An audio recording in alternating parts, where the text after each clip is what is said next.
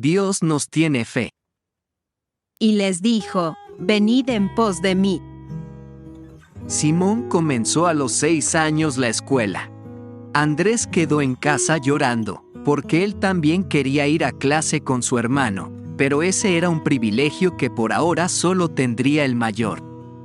Simón se había ido a aprender la Torá. Hoy conocemos este conjunto de historias, leyes, genealogías y estatutos como el Pentateuco, lo que aparece en los primeros 5 libros de cualquier Biblia. Desde los 6 a los 10 años, los niños judíos de entonces aprendían de memoria cada parte, cada página, cada versículo.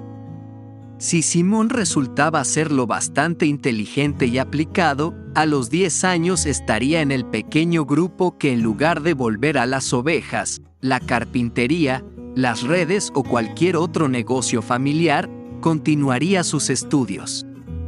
Este grupo de estudiantes prodigiosos seguían estudiando a los profetas y los libros poéticos hasta terminar de aprender de memoria el Antiguo Testamento.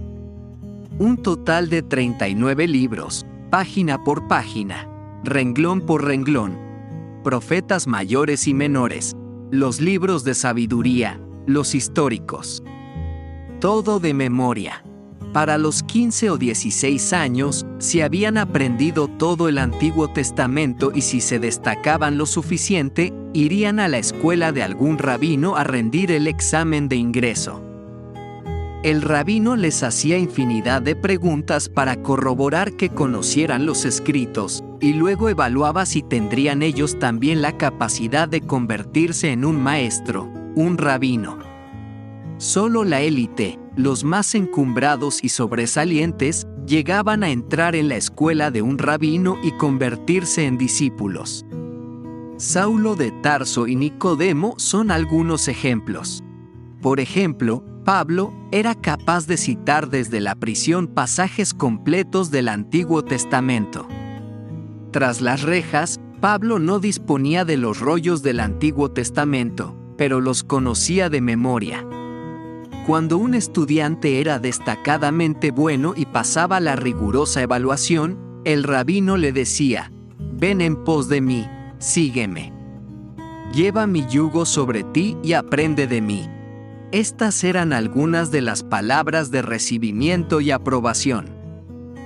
En Mateo 4, del 18 al 21, leemos que Jesús encuentra a Simón y Andrés pescando y a pocos metros a Santiago y Juan remendando redes con su padre, Zebedeo. Estos 4 habían tenido que dejar la escuela. Si estaban participando del negocio familiar era porque ningún rabino los había aprobado. Tal vez ni siquiera ellos lo habían intentado. Y Jesús se acerca y les dice: vengan en pos de mí. Los aprueba, los recibe como discípulos. En aquel tiempo era uno de los mayores honores y orgullos ser aceptado por un rabino. Era ser parte de la élite de la élite. Ahora bien, muchas veces escuchamos hablar de la gran fe que tuvieron los discípulos en Jesús para dejar todo de repente y seguir a este maestro.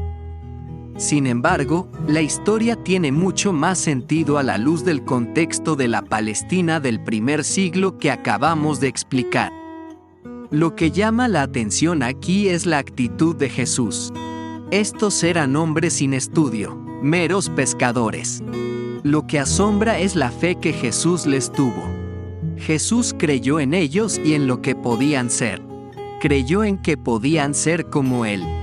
De hecho, les tuvo tanta confianza que solo dedicó 3 años a su misión pública y luego se fue y dejó en manos de sus discípulos la misión de transformar al mundo. Siempre se nos habla de cuán importante es la fe para el crecimiento espiritual. Pero ¿qué acerca de la fe que Jesús nos tiene? Dios nos tiene una fe que estremece. Él cree que somos capaces de vencer nuestros miedos, nuestros pecados, nuestras tristezas, nuestras debilidades vergonzosas. Cree que podemos ser padres brillantes, cónyuges fascinantes, profesionales de excelencia y discípulos fieles. Cree en nosotros apasionadamente, cree en nosotros tanto que saca lo mejor a flote sin importar cuán grave haya sido nuestro naufragio.